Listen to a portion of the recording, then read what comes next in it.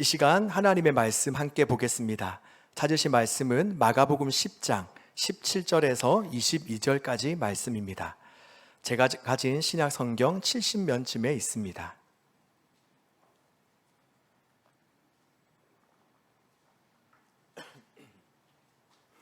마가복음 10장 17절에서 22절까지 말씀 한 절씩 교독하겠습니다. 예수께서 길에 나가실새 한 사람이 달려와서 꿇어 앉아 묻자오되 선한 선생님이여 내가 무엇을 하여야 영생을 얻으리이까?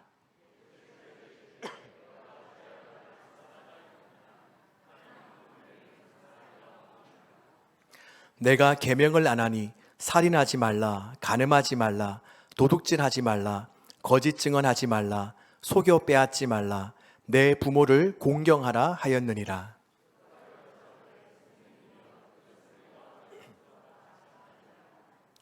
예수께서 그를 보시고 사랑하사 이르시되 내게 아직도 한 가지 부족한 것이 있으니 가서 내게 있는 것을 다 팔아 가난한 자들에게 주라.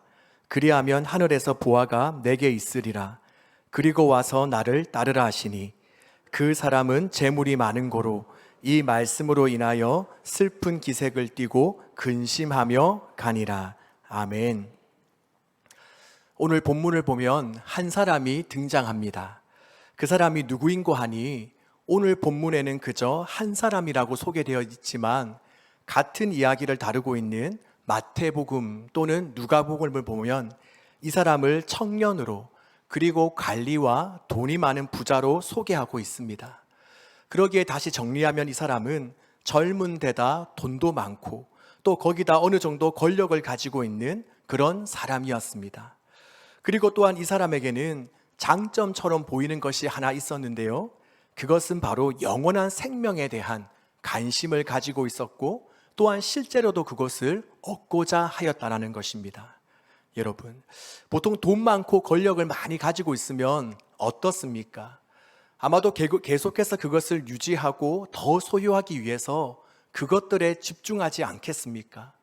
또 그것들을 가지고 흥청망청 사용하고 즐기거나 영생이나 내세 따위는 안중에도 없이 오직 현재에만 안주하며 만족하며 지낼 확률이 높지 않겠습니까? 전에 어떤 분이 강남에 위치한 한 아파트에 전도를 하러 갔다고 합니다. 띵동 띵동 벨을 누르고 천국을 전하기 위해 왔다고 하니까 안에서 주인이 이야기하기를 지금 우리 집이 천국인데 내가 무슨 또 다른 천국에 가겠냐라고 했다는 이야기를 들은 적이 있습니다. 그렇습니다. 이처럼 현재 많은 것을 누리다 보면 오히려 눈에 보이지 않는 영원한 생명 그리고 구원은 관심 바뀐 경우들이 많이 있습니다. 하지만 지금 이 부자 청년은 어떻습니까? 오히려 그에게는 돈과 명예 그리고 권력이 있었지만 그것들이 진정 자신을 만족시켜 주지 못하는 것을 알 뿐만 아니라 더욱이 영원한 생명, 영생을 줄 수 없다는 사실까지도 그는 알고 있었습니다. 그리고 실제로 그 마음이 얼마나 간절했든지 17절에 보면 그는 예수님께 달려와서 꿇어 앉아 묻자오되라고 말씀하고 있습니다. 여러분, 우리가 성경을 보면 예수님 주위로 몰려온 사람들은 많이 있었습니다. 예수님의 제자들 외에도 바리새인들을 포함한 유대인들 그리고 많은 환자들과 백성들이 있었습니다. 하지만 그들 중에는 이 부자 청년과 같이 순수한 마음으로 내가 영생을 얻기 위해 나온 사람들은 드물었습니다. 먼저 예수님의 제자들만 하여도 그들은 부활하신 예수님을 만나고 또 오순절날 성령님을 만나기 전까지는 그저 자신이 출세하기 위해 자신의 이름을 알리기 위해 예수님께 나아왔습니다. 그래서 그들은 누가 큰 자냐라는 문제를 가지고 싸움을 하기도 했고 또한 야고보와 요한의 어머니 같은 경우는 예수님께 직접 청탁을 하기도 했습니다. 그리고 또한 바리새인과 서기관들과 같은 유대인들은 어떻습니까? 그들은 예수님을 함정에 빠뜨리기 위해서 교묘한 질문들을 하며 예수님께 몰려들었습니다. 그리고 나머지 환자들이나 수많은 백성들도 그들의 행동이 잘못되었다고 말할 수는 없겠지만 그들 역시 예수님으로부터 어떠한 도움을 받고자 나온 경우들이 많이 있었습니다. 그런데 오늘 이 지금 부자 청년의 경우는 어떠합니까? 그저 그는 영원한 생명, 즉 내가 어떻게 하면 영원한 생명을 얻을 수 있느냐라고 하는 순수한 의도와 동기를 가지고 나와왔습니다. 여러분, 한번 상상해 보십시오. 지금 이 청년은 아주 세련되고 멋진 모습을 하고 있었을 것입니다. 누가 봐도 이 사람은 돈이 많구나 라고 생각되어졌을 것입니다. 하지만 반면에 지금 예수님은 아주 볼품없어 보였을 것입니다. 어쩌면 당시 사람들의 눈에는 예수님이 이 청년 앞에 엎드려야 정상인 것처럼 여겨졌을지도 모릅니다. 그리고 또한 이 청년은 유대인의 관리였습니다. 아마도 지금 이 청년의 사회적 신분을 생각한다면 전혀 보잘것없는 예수님 앞에 무릎을 꿇은 이유가 전혀 없었습니다. 하지만 지금 그는 예수님을 만나기 위해서 한 걸음에 달려왔을 뿐만 아니라 그 많은 사람들 앞에서, 그것도 훤히 드러나는 길바닥에서 무릎을 꿇고 예수님께 선한 선생님이요, 내가 어떻게 하여야 영생을 얻을 수 있습니까? 라는 질문을 하고 있습니다. 그렇다면 여러분, 오늘 이 시간 이 자리에 있는 우리는 어떻습니까? 오늘 이 시간 우리는 과연 예수님 앞에 어떤 마음과 자세를 가지고 나아오셨습니까? 또한 현재를 살아가고 있는 우리는 진정 무엇을 갈급해하며 사모하고 있습니까? 지금 우리에게도 눈에 보이는 이 땅에서의 만족과 누림, 그리고 안정이 아니라 눈에 보이지 않는 영원한 생명, 영생에 대한 관심과 갈급함과 사모함이 있습니까? 또한 지금 우리에게도 다른 사람의 눈치나 그리고 나의 체면이 아니라 오직 예수님을 내가 만나고자 하는, 하나님의 임재를 경험하고자 하는 간절한 열심과 열정이 지금 우리의 마음에 있습니까? 여러분, 바라기는 오늘 이 부자 청년에게서 보여지는 영생에 대한 간절함과 갈급함, 그리고 사모함이 바로 저를 포함하여 이 자리에 함께한 우리 모두에게 있기를 소망합니다. 주님, 이 세상 모든 것들이 우리에게 영원한 생명, 영원한 만족을 주지 않습니다. 오직 주님만이 우리의 공허함과 갈증을 해결하시며 오직 주님만이 우리의 영혼의 만족이 되십니다. 오늘 우리의 심령에 임하여 주시옵소서라는 이런 간절한 기도의 제목이 우리 모두에게 있기를 바랍니다. 이처럼 이 부자 청년에게는 분명히 우리가 본받아야 될 만한 장점이 있었습니다. 하지만 안타깝게도 또 그에게는 부족한 한 가지가 있었습니다. 17절에 부자 청년이 예수님께 어떻게 하면 영생을 얻을 수 있냐라고 묻자 19절에 예수님께서는 너가 계명을 안 하니 살인하지 말라, 간음하지 말라, 도둑질하지 말라, 거짓 증언하지 말라, 속여 빼앗지 말라, 내 부모를 공경하라 하였느니라 라고 말씀하십니다. 그리고 오늘 본문에는 그저 예수님께서 여러 가지 율법을 나열하는 것처럼 말씀하고 계시지만 마태복음에 보면 예수님께서는 이 청년에게 그 계명들을 지키라고 말씀하십니다. 그러자 20절에 그 청년이 뭐라고 대답합니까? 그것들은 제가 어려서부터 다 지켰습니다 라고 아주 자신만만하게 이야기합니다. 여기까지만 보면 이 부자 청년이 참 대단하게 보이지 않습니까? 젊은 날에 어떻게 부자가 되었고 또한 관리가 되었는지, 부모님께 상속을 받았는지 아니면 자수성가하여서 그렇게 되었는지는 알 수 없지만 암튼 그는 당시에 꽤 영향력이 있는 인물이었을 것이고 또 그는 사회적 위치뿐만이 아니라 그저 현재 가지고 있는 물질에만 만족하지 않고 영생을 사모하고 또 그것을 위해서 힘썼을 만큼 종교적으로도 뛰어난 면이 있었습니다. 그리고 거기다가 그는 예수님께서 명령하신 그 계명들을 다 지켰다고 자부할 만큼 도덕적으로도 대단한 인물처럼 여겨집니다.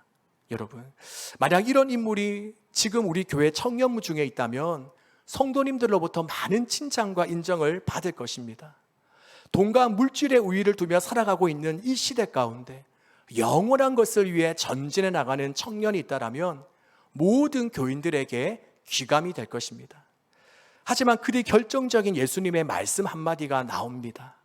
그것은 바로 아직도 한 가지 부족한 것이 너희에게 있다라는 것입니다. 21절에 보면 예수께서 그를 보시고 사랑하사 이르시되 너희에게 아직도 한 가지 부족한 것이 있으니 라고 말씀하십니다. 그러니 남들이 볼 때는 큰 부자이고 지도자이고 또 종교적으로도 관심과 열심이 있는 뭐 하나 흠잡을 것이 없는 완벽한 사람처럼 비쳤을지 모르나 주님께서 보실 때는 한 가지 부족한 것이 있다는 것입니다. 우리가 이러한 시각을 가지고 오늘 말씀을 가만히 들여다보면 20절의 청년이 예수님께 그러한 계명을 다 지켰다라고 한 이 지켰다라는 단어가 문법적으로 볼 때 중간태 형식으로 쓰여져 있는 것을 볼 수 있습니다. 그렇다면 우리말에는 없는 이 중간태는 보통 어느 경우에 사용되냐? 바로 동사가 주어 자신과 관계되거나 그리고 그 주체를 위해 행해질 때 사용됩니다. 쉽게 말하면 이런 겁니다. 예를 들어서 내가 밥을 먹었다, 옷을 샀다, 공부를 했다와 같은 이러한 동사들이 중간태로 쓰여질 경우에 내가 밥을 먹고 옷을 사고 공부를 하는 이러한 모든 행위들은 바로 그 동사의 주체인 나 자신을 위해 했다는 말이 됩니다. 그러니 20절 말씀을 다시 이 중간태의 의미를 되살려서 풀었으면 내가 어려서부터 다 지켰다라고 하는 것은 바로 이 청년이 그 계명들을 지킨 이유는 바로 전적으로 자기 자신을 위해서였습니다. 바로 자기 자신의 의를 위해서 그러한 선행들이 이루어졌다는 것입니다. 여러분, 하나님께서 우리에게 살인하지 말라, 간음하지 말라, 부모를 공경하라는 계명은 왜 주셨습니까? 그리고 너의 이웃을 내 몸처럼 사랑해라는 말씀은 누구를 위해서 주셨습니까? 자기 자신입니까? 아니면 다른 사람, 타인입니까? 바로 타인을 위해서이죠. 하지만 그는 바로 이러한 타인을 위한 모든 일까지도, 즉 살인하지 않고 간음하지 않고 도둑질하지 않는 이러한 일 모두를 바로 자기 자신을 위해서, 자기 자신이 인정받고 그럴듯한 사람으로 비춰지기 위해서 지금까지 해왔다는 것입니다. 여러분, 이것은 우리 역시 조심해야 될 부분이지 않습니까? 우리 역시 자칫 잘못하여 날마다 자기 자신을 돌아보지 않으면 우리가 열심히 교회에서 봉사하고 또 사회에서 선행을 베푸며 또 열심히 하나님 찬양하고 예배하고 또 오늘 저처럼 말씀을 전하는 것이 오로지 나의 의를 나타내기 위해서, 나 자신을 드러나기 위해서, 나 스스로가 보람을 느끼고 만족하기 위한 수단으로 전락할 수 있다는 것입니다. 그리고 여러분, 이 청년이 결정적으로 하나님이나 이웃보다 자기 자신을 더 사랑한다는 증거는 무엇입니까? 바로 21절에서 22절에 보면 가진 것을 팔아 가난한 자들에게 나눠주고 나를 따르라 라는 예수님의 말씀에 이 청년은 근심하여 예수님을 떠납니다. 바로 이처럼 아직까지는 주위 이웃이나 하나님보다 내가 더 소중하고 나를 더 사랑하기 때문에 그는 영생을 얻기 위해 주님 앞에 나왔지만 결국은 그저 씁쓸히 주님 곁을 떠나게 된 것입니다. 그렇다면 여러분, 지금 우리의 모습도 이 말씀에 한번 비추어서 바라보시기를 원합니다. 혹여나 오늘 우리 역시 이 부자 청년과 같이 나 자신을 위해 하나님의 말씀에 순종하며 살아가고 있지는 않습니까? 또한 나의 모든 선한 행동과 모습의 동기가 하나님께서 나에게 주신 은혜와 사랑이 아니라 나 자신이 받는 칭찬과 인정, 나 자신의 유익과 만족을 위해 또한 그저 주님께 복받기 위해 그렇게도 열심을 다하고 있지는 않습니까? 얼마 전까지 큐티와 새벽 설교 본문으로 우리는 사사기 말씀을 살펴보았습니다. 그때 사사기 17장 18장을 보니 하나님을 왕으로 모시지 않고 살아가는 사람들의 특징이 바로 자기 자신을 위해, 자신의 유익을 위해 하나님 일을 하는 것이었습니다. 미가의 어머니는 하나님께 거룩하게 구별하여 바친다라고 하면서 그 돈으로 순전히 자신을 위해 우상을 만들고 또 그의 아들 미가 역시 자신이 복받기 위해 엉뚱한 사람을 제사장으로 세우고 또 베들레헴에서 온 레위인도 주님의 일을 한다고는 하는데 그것은 전적으로 자기의 유익만을 위해서였습니다. 그러기에 그 청년은 그 증거로 하나님께서 세우신 자리가 아니라 자신을 향한 우대와 대우가 더 좋은 것으로 계속해서 사역의 자리를 옮겨가고 있죠. 이처럼 우리 역시도 우리가 말로는 주님을 위한다라고 하면서 주님의 영광을 돌리기 위해 한다고 하지만 그 중심은 정작 자신을 위한 경우들이 많습니다.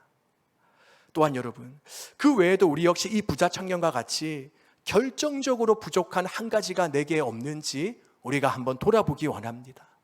아마도 이 부자 청년은 자신에게 부족한 것이 하나 있다라는 예수님의 말씀에 몹시 의아해했을 것입니다. 그 단어, 부족하다는 단어가 자신에게는 너무나 생소하게 여겨졌을 것입니다. 왜냐? 그는 물질적으로나 종교적으로, 도덕적으로 너무나도 풍요로워 보였기에 자신은 부족, 모자람, 결핍 이런 단어와는 상관이 없다라고 생각해왔기 때문입니다. 하지만 지금 주님은 그에게 말씀하시기를 너에게 부족한 것이 하나 있다. 너에게 모자란 것이 하나 있다라고 말씀하십니다. 그것은 바로 그는 사람들 눈에는 아주 선하고 대단하게 보였지만 하나님 편에서 볼 때 그는 하나님보다 물질을 더 사랑했고 하나님보다 자신을 더 사랑했으며 또 영원한 것보다 일시적이고 현세적인 것만을 더 추구하며 살았던 사람이었습니다. 여러분, 우리도 마찬가지일 수 있습니다. 남이 나를 바라보고 또 내가 내 자신을 돌아볼 때도 칭찬받을 만하고 또 나는 남들과 다르겠지, 나는 남들보다 낫겠지 생각될 수 있을지 모르나 우리 주님의 판단은 다를 수 있습니다. 요한계시록에서도 주님은 라우디아 교회를 향해 뭐라고 말씀하십니까? 너는 풍족하여 부족한 것이 조금도 없다 하지만 실상 너는 내가 비참하고 불쌍하고 가난하고 눈이 멀고 벌거벗은 것을 알지 못한다라는 너무나도 무서운 말씀을 하셨습니다. 이제 예화만 하나 말씀드리고 설교를 맺도록 하겠습니다. 여러분 혹시 짐 엘리엇 선교사님을 아십니까? 네, 아마 아시는 분들이 꽤 많을 것 같은데요. 짐 엘리엇은 미국의 유명 대학교인 히튼 대학교 시절에 아주 지도력이 있고 공부를 잘하는 학생이었습니다. 그러자 그의 친구들은 이러한 엘리엇이 졸업 후에 미국 교회를 크게 섬기거나 신학교 교수를 맡을 것이라고 생각했습니다. 하지만 짐 엘리엇은 기도하면서 남아메리카를 향한 하나님의 부르심을 느꼈습니다. 그러면서 왜 어떤 사람은 한 번도 복음을 듣지 못하는데 왜 다른 사람들은 2번씩 들어야 됩니까? 라는 이런 질문을 가지며 그는 결국 에콰도르의 아우카 부족에게 찾아갔습니다. 하지만 그는 그 땅을 밟자마자 아우카의 사나운 종족들에 의해 칼과 창과 도끼로 죽음을 당했습니다. 마치 우리나라에 왔던 토마스 선교사님이 대동강변을 밟기도 전에 죽음을 당한 것처럼 말이죠. 그러자 미국의 언론은 앞다투어서 이것에 대해 이렇게 보도했습니다. 이 얼마나 불필요한 낭비인가? 이 얼마나 불필요한 낭비인가? 그 유능한 청년이 거기 가서 그렇게 죽음을 당하더니 얼마나 불필요한 낭비인가?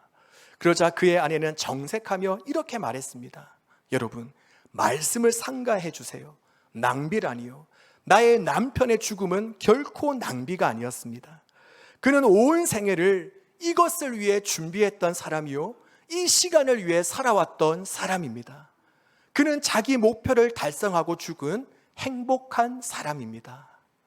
그리고 얼마 지나지 않아 짐 엘리엇이 대학 시절에 남긴 그의 일기장에 있는 글이 공개가 되었는데요, 그 일기장에는 이러한 그의 생각이 적혀져 있었습니다. 나는 오래 살기를 원치 않습니다. 나는 오래 살기를 원치 않습니다. 나는 예수님 당신과 같이 풍성한 삶을 살기를 원합니다. 영원한 것을 얻고자 영원할 수 없는 것을 버리는 자는 결코 바보가 아닙니다. 우리 사랑하는 여러분, 오늘 우리는 본문 말씀을 통해서 당시 아주 능력 있고 열심히 있는 한 청년을 살펴보았습니다. 아마 오늘날 이 청년이 우리 교회에 있다면 신랑감 후보 1위, 사익감 후보 1위였을 것입니다. 하지만 그에게는 주님이 보실 때 부족한 한 가지가 있었습니다.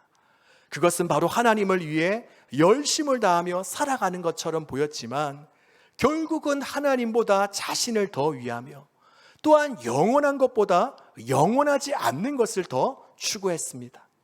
하지만 그에 반해 짐 엘리엇 선교사님은 영원하지 않는 것을 포기하고 영원한 것을 선택했습니다.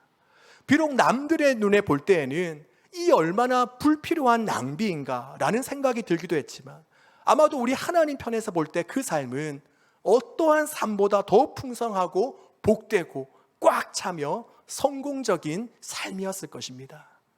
우리 사랑하는 여러분, 그렇다면 오늘날 우리는 앞으로 무엇을 추구하며 살아가겠습니까?